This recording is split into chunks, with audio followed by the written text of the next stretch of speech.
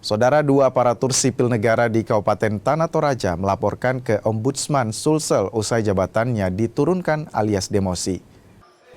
Dua ASN masing-masing, Natalia Josi Batara dan Martin Girik Alloh, melaporkan Bupati Tanah Toraja ke Ombudsman Perwakilan Sulawesi Selatan. Pelaporan dilayangkan setelah mereka alami penurunan jabatan alias demosi tanpa penjelasan yang sah.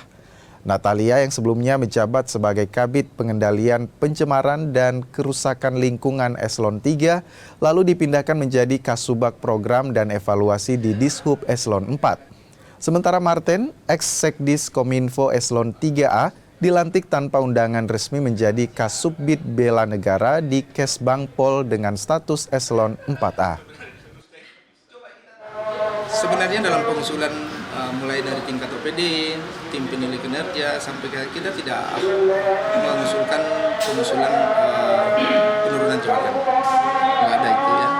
Tapi di tingkat PPK memandang, menilai ya sesuai dengan kewenangan PPK itu hasil. Tapi ini dianggap demosi ya, seperti apa? Ya, memang demosi salah satu juga dari dampak dari perampingan kelembagaan.